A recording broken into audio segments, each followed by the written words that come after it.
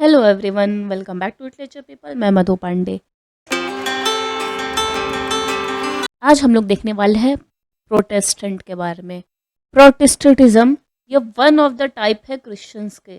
मतलब क्रिश्चियनिटी के कई सारे टाइप हैं, जैसे कि मतलब एक दो नहीं है, काफ़ी सारे हैं। सबसे major Catholicism, Lutheran, Eastern Orthodox church, Baptist, Anglican, Methodism, evangelism, मतलब ऐसे कई सारे। और इस पे भी मैं इसकी पूरी लिस्ट ऐड कर दी है। तो इसी में से एक टाइप है प्रोटेस्टेंट। प्रोटेस्टेंट से ही एक रिलेटेड टॉपिक और है, प्यूरिटन्स। उस पर भी मैंने एक वीडियो बनाया है, उसको मैं आई बटन पे ऐड कर दूंगी। अमेरिकन लिटरेचर सीरीज़ में वो वीडियो ऑलरेडी है, मतलब प्लेलिस्ट में। प्रोटेस्टेंट रिफॉर्मेशन ये शुरू हुआ था मार्टिन लूथर से 1517 में। प्रोटेस्टेंट रिफॉर्मेशन ये रिलीजियस रिफॉर्म था। रिफॉर्म मतलब सुधार। इसके ही रिजल्ट के वजह से क्रिश्चियनिटी की कई ब्रांचेस हुई। ये रोमन कैथोलिक चर्च से ये लोग अलग हो गए थे, क्योंकि इनके जो डॉक्ट्रिन थे, मतलब इनके जो प्रिंसिपल्स थे, वो डिफरेंस थे कि कैसे क्रिश्चियनिटी को हमें फॉलो करना चाहिए। इसकी वजह से ये रिफॉर्मेशन शुरू हुआ विटनबर्ग, जर्मनी में अक्टूबर 31 1570 को। जब मार्टिन लूथर, ये टीचर मॉन्क थे, इन्होंने एक डॉक्यूमेंट पब्लिश किया, disputation on the power of intelligence और 95 थीसिस। इसमें 95 आइडियाज़ थे क्रिश्चियनिटी को लेके, जिसमें इन्होंने इनवाइट किया तो लोगों को आके इनसे डिबेट करने के लिए। ये आइडियाज़ जो थे वो कंट्रोवर्शियल थे, बिकॉज ये डायरेक्टली कॉन्ट्रडिक्टेड थे, मतलब अलग थे कैथोलिक चर्च की टीचिंग से।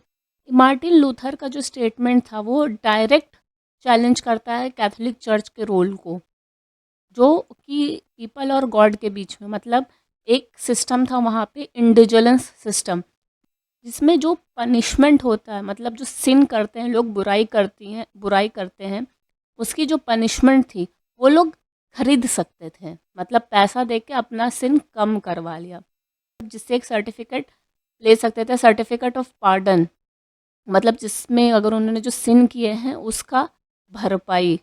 मार्टिन लूथर इसके अगेंस्ट थे कि फॉरगिवनेस को खरीदने के लिए कोई कैसे, अगर किसी ने सिन किया, उसके पास पैसा ज़्यादा है तो उसकी सज़ा माफ़ हो गई, ऐसे क्या है। और वो मार्टिन लूथर बिलीव करते थे कि इसके अलावा, मार्टिन लूथर बिलीव करते थे जो सल्वेशन है, जो मुक्ति है, वो गॉड का गिफ्ट है। जो सल्वेशन है ये गॉड का गिफ्ट है, वो उसी को मिलता है जिसके पास फेथ हो। जब तक भगवान पे भरोसा नहीं, उसको न्याय, मतलब उसको सल्वेशन नहीं मिलेगा। इस चीज़ से काफ़ी लोग इंस्पायर हुए, जैसे कि जॉन कैल्विन फ्रांस में, ज़ुइंगली स्विट्ज़रलैंड में। इन्होंने नए आइडियाज़ लाए होली कम्युनियन को प्रैक्टिस करने के लिए। इन्होंने कुछ नए आइडियाज़ दिए क्रिश्चियनिटी में फॉलो करने के लिए।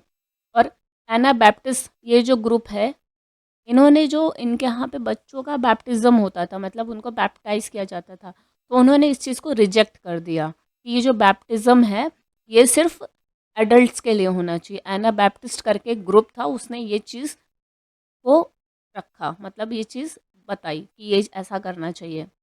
अब इनमें क्या होता था, कैथोलिक चर्च में जो पोप और प्रीस्ट पे बहुत ज़्यादा डिपेंड होते थे स्पिरिचुअल गाइडेंस के लिए, साल्वेशन के लिए।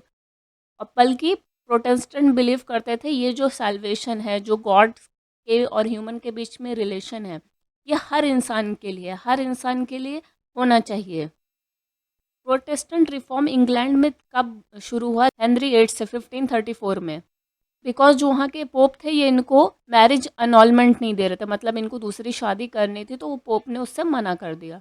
तो फिर किंग हेनरी ने पोप की अथॉरिटी को रिजेक्ट कर दिया और अपने आप को चर्च ऑफ इंग्लैंड से बड़ा बना लिया। फिर एक मतलब नया चर्च बना, जो कि कह सकते हैं कि हाइब्रिड है, मतलब मिला हुआ है कैथोलिक डॉक्ट्रिन से, मतलब कैथोलिक प्रिंसिपल से, और प्रोटेस्टेंट आइडियाज से, मतलब दोनों का ये मिक्सचर टाइप में है। 20 साल तक इसके बाद जो इंग्लैंड में रिलीजियस चीज़ों को लेके चलता ही रहा, टर्बुलेंस रही। क्वीन मैरी थी 1553 से 1558 तक। उन्होंने तो क्या किया, वहाँ पे जो प्रोटेस्टेंट थे उनको परसिक्यूट किया, एग्जाइल किया, वहाँ से निकाल दिया गया प्रोटेस्टेंट को। फिर जब क्वीन एलिजाबेथ ये लोग वन आई वापस से और उनके जो प्रोटेस्टेंट्स को पार्लियामेंट वाले रिस्टोर थे, करने का ट्राई करने लगे। इनके रेन में, मतलब इनके राज्य में, कुछ इंग्लिश सिटीजन्स थे जिनको नहीं लगता था कि जो क्वीन एलिजाबेथ का एफर्ट है प्रोटेस्टेंट्स को रिस्टोर करने का वो काफ़ी है। मतलब उनको नहीं लगा कि क्वीन एलिजाबेथ कुछ खास काम कर रही हैं। तो ये जो लोग हैं, ये जो सिटीजन्स थे वो दो ग्रुप में बंट गए। एक तो थे सेपरेटिस्ट और दूसरे प्योरिटन्स। उनको ये लगता था चर्च ऑफ इंग्लैंड इतना करप्ट है कि उसमें सुधार नहीं हो सकता, तो उसको लंदन को छोड़ ही दे। और जो सेपरेटिस्ट थे ये लोग, इन्होंने अपना ही चर्च शुरू किया जिसको इन्होंने कहा सेपरेटिस्ट चर्च। 1607 और 1600 के अराउंड ये सेपरेटिस्ट ने नई जगह जाना ट्राई किया, नई जगह रहने का ट्राई किया, जैसे हॉलैंड में जो कि नीदरलैंड्स में है। क्योंकि ये चीज़ें फेल हो गई बिकॉज ऑफ पॉवर्टी, गरीबी थी क्योंकि उतना था ही नहीं। और उनको लगता था इनके बच्चे डच ट्रेडिशन में ज़्यादा ही मिल रहे हैं, तो फिर ये जो सेपरेटिस्ट थे वापस से इंग्लैंड आ गए। 1620 में जो सेपरेटिस्ट के मेंबर थे, इंग्लिश सेपरेटिस्ट के मेंबर थे, वहाँ पे इन्होंने वापस से ट्राई किया चर्च बनाने का, मतलब वापस से सेकंड ट्राई किया नई लाइफ को इस्टेब्लिश करने का और चर्च बनाने का। और फिर ये लोग मे फ्लावर में गए, प्लाईमाउथ मैसाचुसेट्स में गए, और जिनको फिर बाद में कहा गया पिलग्रिम्स। इनके जो अदर ग्रुप के लोग थे उनको लगता था वही कि क्वीन एलिजाबेथ का एफर्ट कुछ खास नहीं है, जो कि नॉन सेपरेटिस्ट थे, इनको प्यूरिटन कहा गया, नॉन सेपरेटिस्ट प्यूरिटन कहा गया। इनको चर्च ऑफ इंग्लैंड को छोड़ना नहीं था, बट ये वही चाहते थे कि चीज़ें रिफॉर्म हो। वो बस चीज़ों को जो कैथलिक रेमिनेंट्स हैं उनको छोड़ना चाहते थे।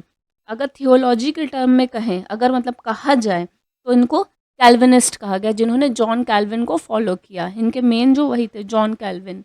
चाहते तो नहीं थे कि चर्च ऑफ इंग्लैंड से अलग होना, पर ये लोग न्यू इंग्लैंड के मतलब अमेरिका गए। वहाँ पे वो अपना अच्छे से चीज़ों को फॉलो कर सकते थे, वर्शिप कर सकते थे जैसे वो चूज़ करते थे, जैसा वो करना चाहते थे।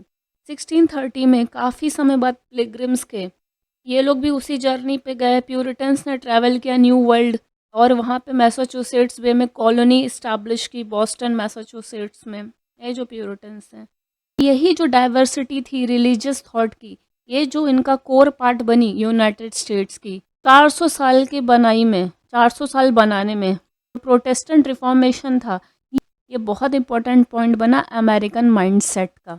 अभी अगर मेन चीज़ें देखें तो जो कैथलिक्स थे वो बिलीव करते थे जो पोप हैं वो हाईएस्ट अथॉरिटी हैं जीसस के बाद, पर प्रोटेस्टेंट ऐसा नहीं मानते थे। प्रोटेस्टेंट पैपल अथॉरिटी मतलब पोप की अथॉरिटी को उतना नहीं मानते।